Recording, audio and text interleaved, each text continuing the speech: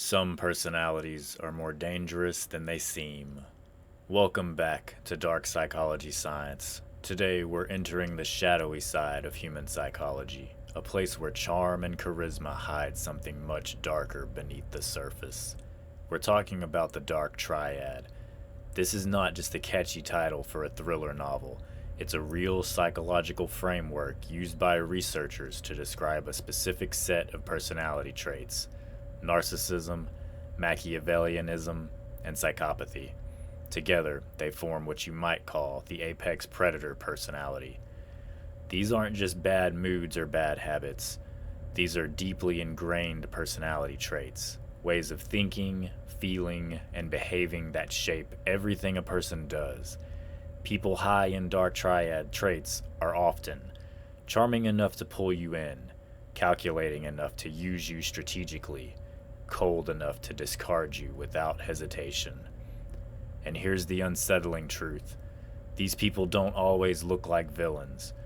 They're not always violent. Some of them are wildly successful: CEOs, politicians, influencers, and cult leaders. That's why it's so important to understand them, because when you don't know what you're dealing with, you become easy prey. But when you can see the patterns, you start to notice the red flags. In relationships, in workplaces, even in your friend group. So in this series, we're going to go deep. You'll learn exactly what the Dark Triad is, where these traits come from, how they show up in everyday life, and most importantly, how to protect yourself from the kind of people who use others as tools, weapons, or stepping stones. This is more than just an educational video. This is a survival guide for your mind. Let's start with the basics. The Dark Triad was first defined by psychologists Delroy Paulhuns and Kevin Williams back in 2002. Their goal was to study personality traits that society considers socially adversive, meaning traits that make someone harder to trust, harder to cooperate with, and harder to be around. They noticed that three particular traits, narcissism, Machiavellianism, and psychopathy, kept appearing together. Individually, each trait can be difficult to deal with, but when all three overlap, you get something truly formidable: a personality that is self-centered, cunning, and emotionally detached. So why dark? The term dark doesn't mean evil or demonic. It means these traits are often hidden, like shadows. They operate where other people aren't looking. People high in Dark Triad traits tend to be secretive. They rarely show you their real intentions. Strategic. They calculate several moves ahead, using people like chess pieces. Socially skilled. They know how to blend in and charm their way into trust. And here's what makes them dangerous. They usually don't feel bad about what they do.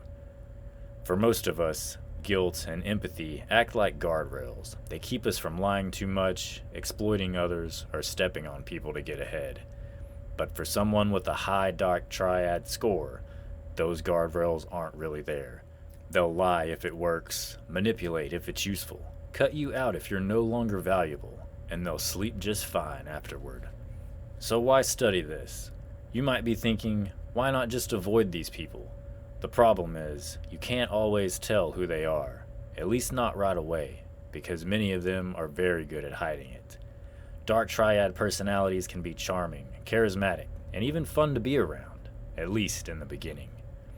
In fact, studies have found that people with higher levels of these traits have often been rated as more attractive and likable during first impressions. Why? Because they know how to put on a mask.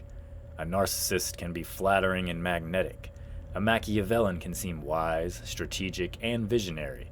A psychopath can be calm and confident, even in situations where most people panic.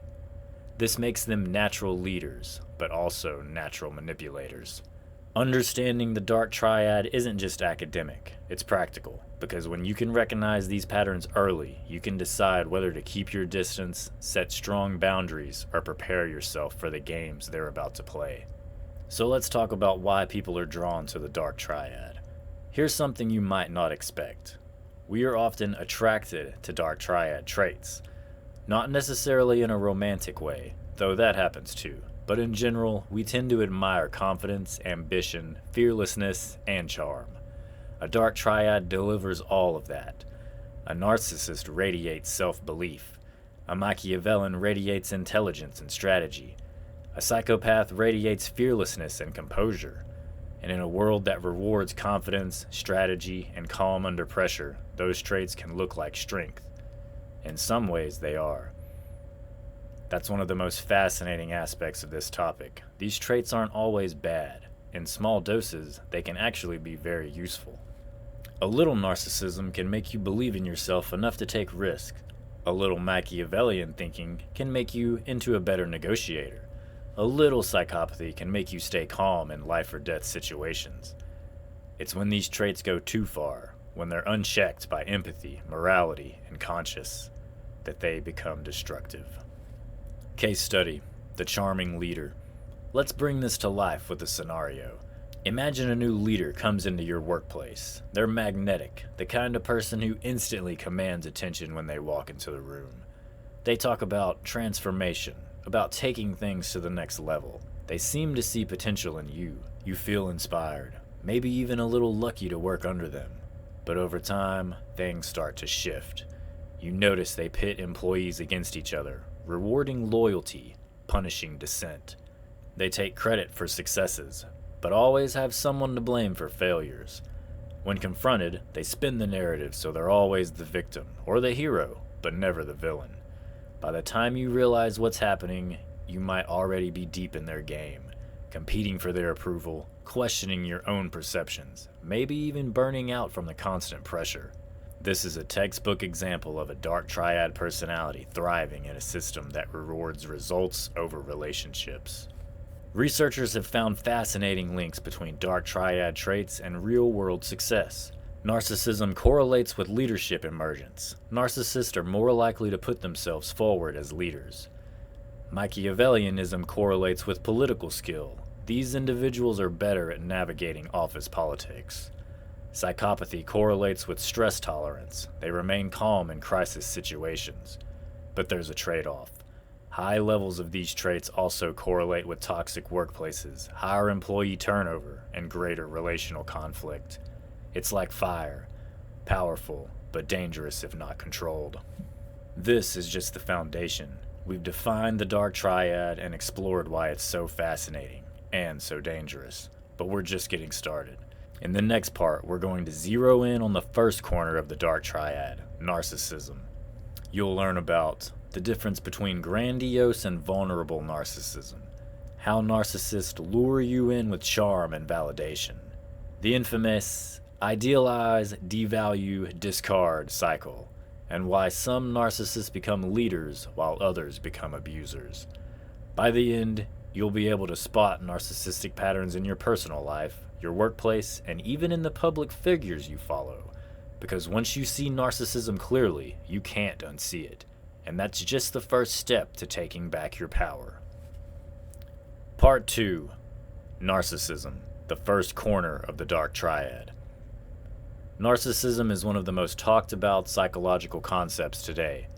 It's become a buzzword online. You'll hear people say, "My ex was a narcissist," or "My boss is such a narcissist." But narcissism is more than just arrogance.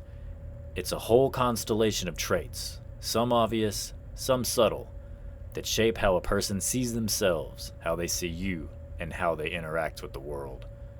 To really understand narcissism, we need to look at where it comes from, what it looks like in real life, why it can be so seductive, and most importantly, how to deal with it without losing yourself. Let's break it down.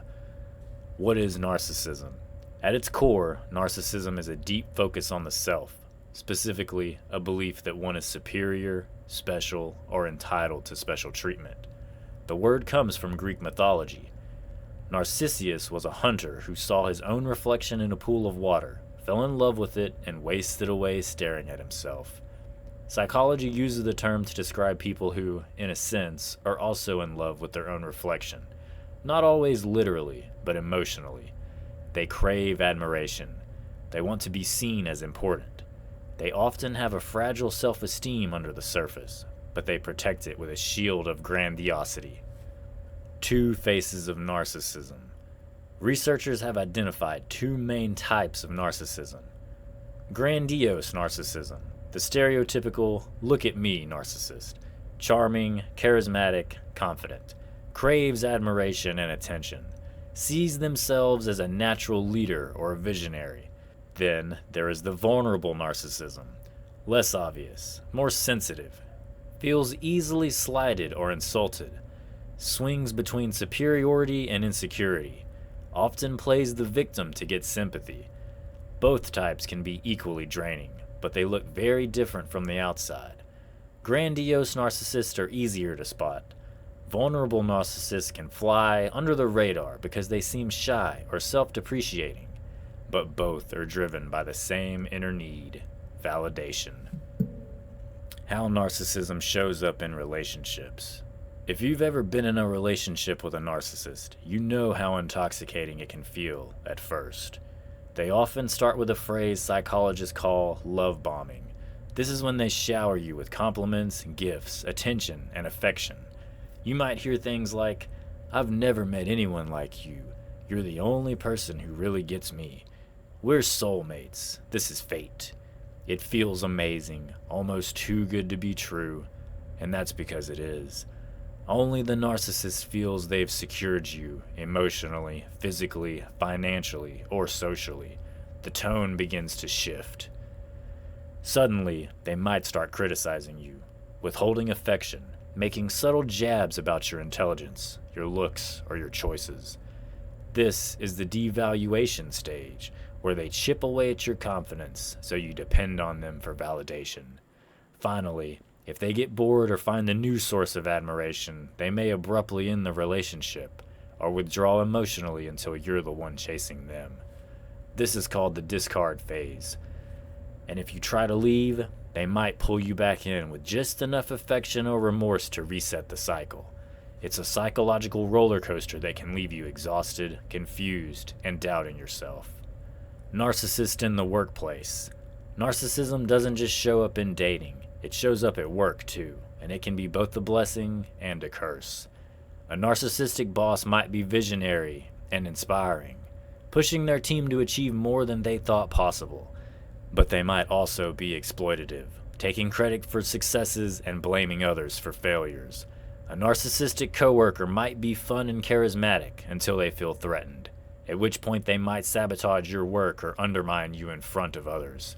Research shows narcissists are more likely to seek leadership positions, and sometimes they're effective leaders, at least in the short term. But over time, their lack of empathy and unwillingness to take feedback can damage teams and create toxic environments. Why narcissists are so seductive. Here's the fascinating part. Narcissists are often very good at first impressions. Studies have found that narcissistic people are rated as more attractive, more confident, and even more competent by strangers. Why? Because they exude self-assurance. They hold eye contact. They speak with authority. They carry themselves as if they belong wherever they are. And the confidence is magnetic, especially if you're someone who struggles with self-doubt. But over time, the mask slips, and you start to see the entitlement, the manipulation, and the inability to truly connect. Healthy versus toxic narcissism. It's important to say this. Not all narcissism is bad. A little narcissism can be healthy. It can give you the confidence to put yourself out there, chase your dreams, and believe you're worthy of success.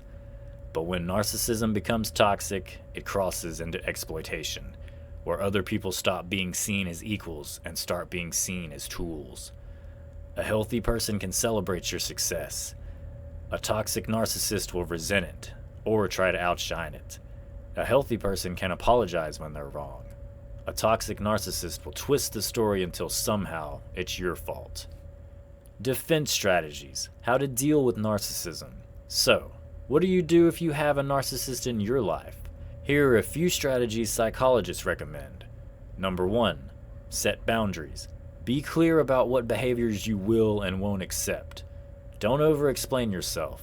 Narcissists often use your words against you. Number 2. Don't take the bait. Narcissists thrive on emotional reactions. It feeds their sense of power. Respond calmly, or not at all. 3. Limit contact if possible. If the relationship is toxic and non-essential, consider going no contact. If you can't, for example, with a boss or a family member, practice low contact, keeping communication brief and neutral. Number 4. Strengthen your support system. Narcissists often isolate their targets. Stay connected to friends, family, and mentors who can give you perspective. Number 5. Focus on your own healing. Being around the narcissist can damage your self-esteem. Therapy, journaling, and self-reflection can help you rebuild. Remember, you cannot change a narcissist. You can only change how you respond to them. Let's bring this to life with another scenario. Imagine you meet someone who seems like the perfect friend. They hype you up, telling you how amazing you are, always want to hang out. At first, you feel lucky, like you finally found someone who gets you. But you notice things. They start subtly putting you down in front of others. They get jealous when you spend time with other friends. They always steer the conversation back to themselves. And if you call them out, they accuse you of being dramatic. Or worse, they play the victim, making you feel guilty for even bringing it up. This is what it's like to have a narcissist in your social circle. And the sooner you spot the signs, the sooner you can step off their emotional roller coaster. Narcissism is often the most relatable corner of the Dark Triad because almost everyone has encountered it, in a partner, a parent, a boss, or a friend. It can be seductive, it can be destructive, and it can be hard to escape.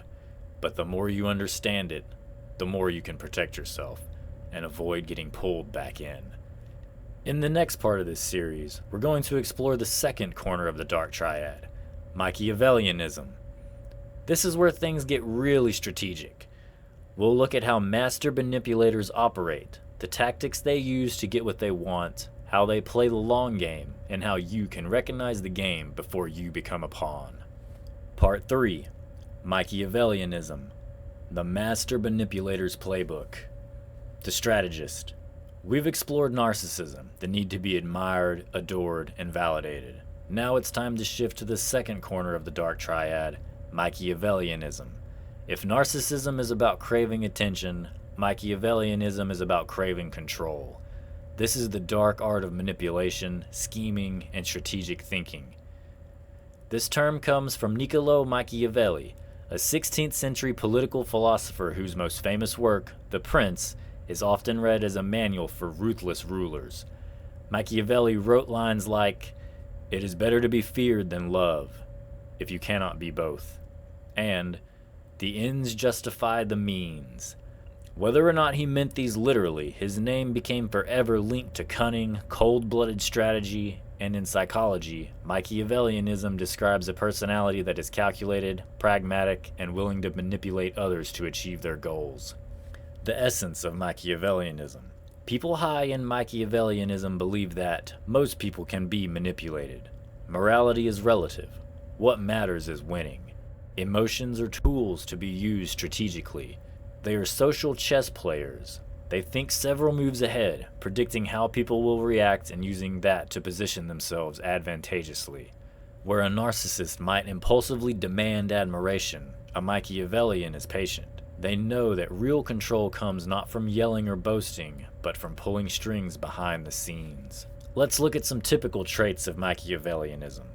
Psychologists describe Machiavellian personalities as cynical. They assume others are selfish too. Strategic. They plan carefully rather than act impulsively. Deceptive. They're comfortable lying if it gets results. Detached. They can stay emotionally cool even while others get upset. Goal-oriented. They measure success by outcomes, not by fairness. The combination can make them incredibly effective, but also incredibly dangerous if their goals harm others. Manipulation tactics. The toolbox. Let's look at some common tactics Machiavellians use. Number 1. Flattery and charm. They build alliances by making people feel special and valued, but their praise is rarely sincere. It's calculated to get a specific response. Triangulation. They pit people against each other, creating rivalry or competition. This keeps everyone focused on each other, not the manipulator. Number 3. Gaslighting. They subtly distort reality to make you question your memory or perception. Over time, this makes you easier to control. Number 4. Information control. They gather intel on everyone, secrets, weaknesses, ambitions, and use it strategically. Number 5. Slow sabotage. Instead of direct confrontation, they undermine you quietly, making sure you take the blame when things go wrong. Number 6. Playing the long game. Machiavellians are patient. They don't just want a quick win. They want to set up a system where they keep winning over and over again. Let's look at this case study. The office politician. You work with someone who seems nice. They compliment you often, laugh at your jokes, and offer advice.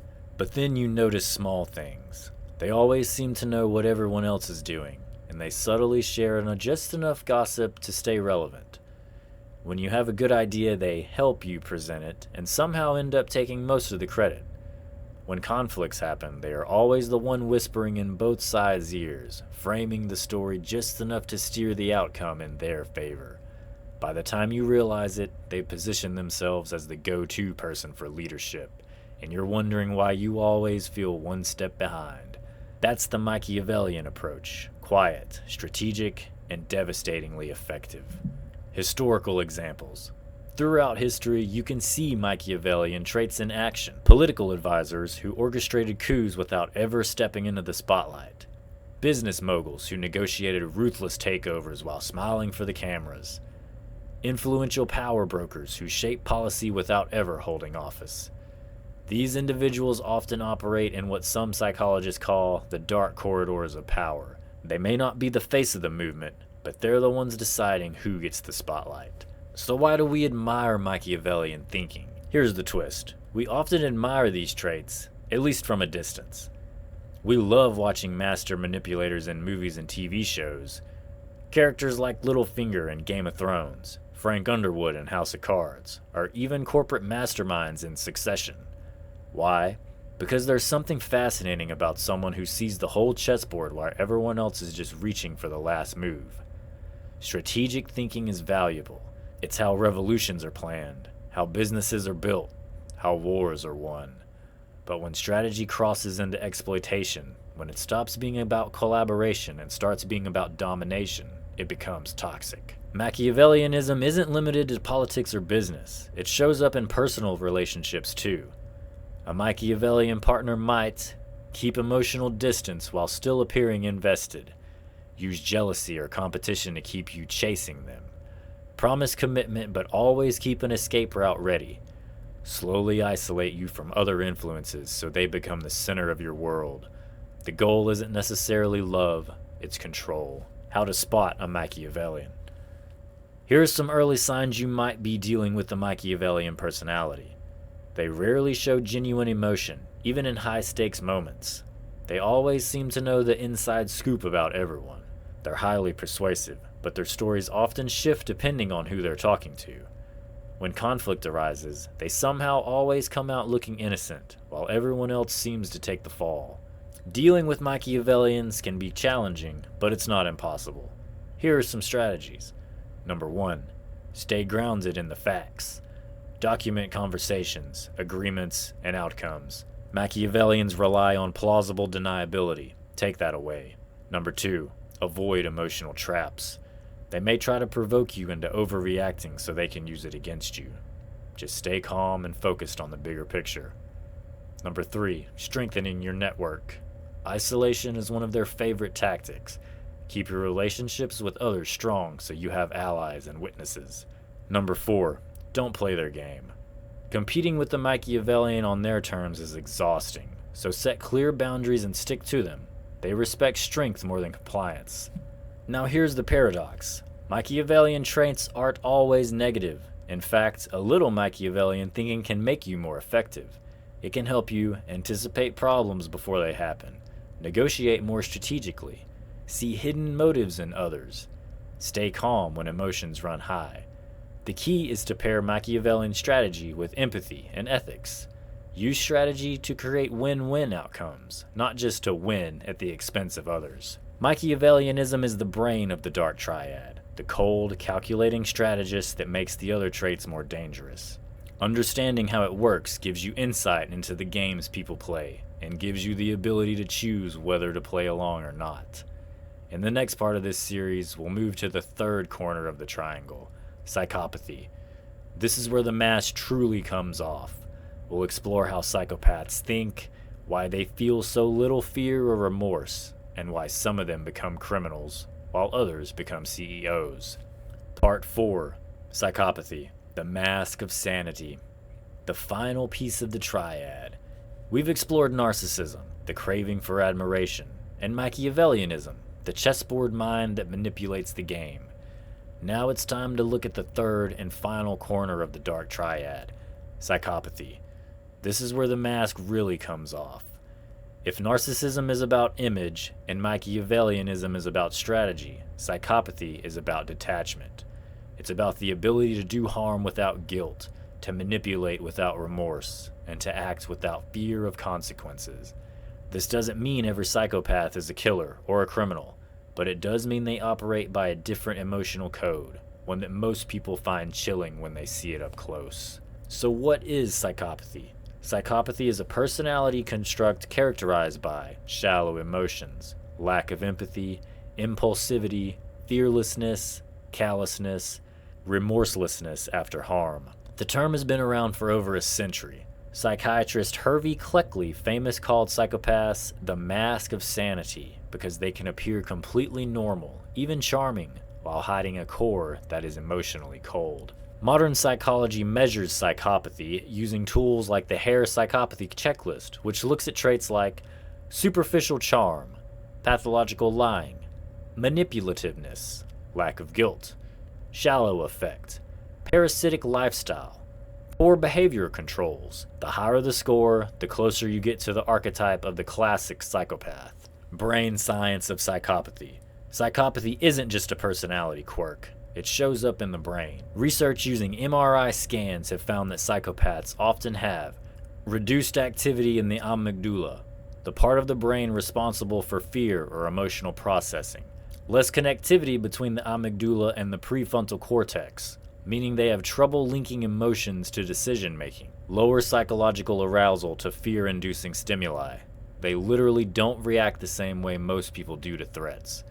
This means psychopaths experience fear and empathy differently, sometimes barely at all. This might sound terrifying, but it also explains why some psychopaths can stay calm under extreme pressure, take huge risks, and make decisions without emotional bias. Here's an important point. Not all psychopaths are violent criminals. Some are what researchers call successful or high-functioning psychopaths. They use their traits to climb the ladder in business, politics, or law, not to commit crimes.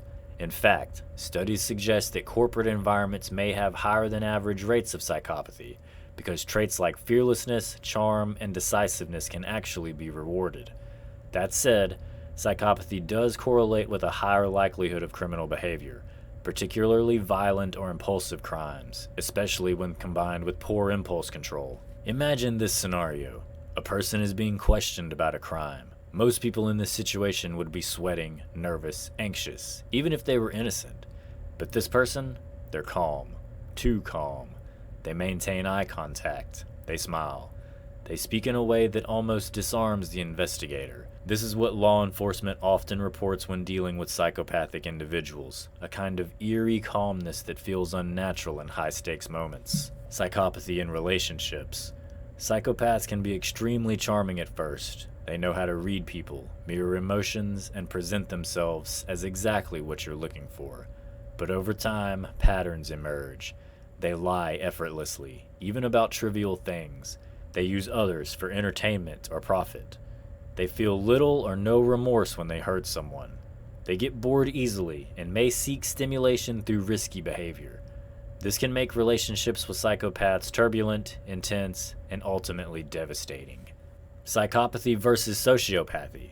People often confuse the two, so let's clear that up. Both are part of what psychologists call antisocial personality disorder, ASPD, but there are some differences. Psychopaths are more cold, calculating, and controlled. They plan their moves and can blend into society. Sociopaths are more impulsive, emotional, and prone to outburst. They may have trouble holding jobs or maintaining relationships. Think of psychopaths as predators and sociopaths as hotheads. Both can be dangerous, but in different ways. Psychopathy has been the inspiration for countless books, movies, and TV shows. Characters like Hannibal Lecter, Anton Chirurch, and even Dexter Morgan captivate audiences. Why? Because there's something both horrifying and mesmerizing about someone who operates without fear, guilt, or hesitation. They represent freedom from the emotional constraints that most of us hold back, and that's both thrilling and terrifying. The advantage of psychopathic traits. Here's the paradox. Just like with narcissism and Machiavellianism, a little psychopathy can actually be advantageous. Psychologist Kevin Dutton calls this the wisdom of psychopaths. He argues that traits like fearlessness, focus, and emotional detachment can be powerful, in the right context. For example, surgeons need to stay calm during life-threatening procedures. Soldiers need to act decisively under fire. Entrepreneurs need to take risk without being paralyzed by fear. These are all scenarios where a touch of psychopathy, just enough to mute fear and heighten focus, can be helpful. The problem comes that when detachment goes too far and empathy is completely missing. Defense strategies. How to deal with psychopaths. So what can you do if you suspect you're dealing with a psychopath? Number 1. Trust behavior over words. Psychopaths are excellent liars. Watch what they do, not what they say. Number 2. Avoid emotional appeals. They won't feel guilty, so trying to make them feel bad is just wasted energy. Number 3. Protect your boundaries. Keep interactions professional and limited if possible. Don't share personal information they can use against you. Number 4. Have a support system. Psychopaths often isolate their targets. Stay connected to people who can offer perspective. Number 5. Know when to walk away. If someone consistently shows callousness and lack of remorse, protect yourself, even if it means cutting ties completely. Case study. The high-functioning psychopath. Picture a CEO who just laid off 1,000 employees. They go on TV the next day, smiling, cracking jokes, talking about strategic restructuring. To many it feels cold, even heartless. But to them, it's just business. No guilt, no hesitation. This is a classic example of how psychopathic traits can rise to the top in competitive industries, because they allow people to make hard decisions without the emotional burden that holds others back. Psychopathy is the coldest corner of the Dark Triad, the one that removes the brakes completely. Understanding it helps you recognize when you're dealing with someone who doesn't play by the emotional rules most of us live by. Now that we have explored all 3 corners of the Dark Triad, narcissism, Machiavellianism, and psychopathy, it's time for the final part of this series. In part 5, we'll explore what happens when these traits overlap, how to spot a full Dark Triad personality, why they so often rise to power, and most importantly, how you can defend yourself, reclaim your boundaries, and step back into your own power. Part 5. The Dark Triad in real life. Defense and empowerment. We've now explored all 3 corners of the Dark Triad. Narcissism, craving admiration and control over how they're seen. Machiavellianism, the puppet master's mind, strategizing in shadows. Psychopathy, the cold detachment that makes harm feel weightless. But something important happens when these 3 traits overlap. They create what psychologists call a full Dark Triad personality. This isn't the person who doesn't just crave attention, they're willing to manipulate to get it. Who doesn't just manipulate, but feels nothing as they do.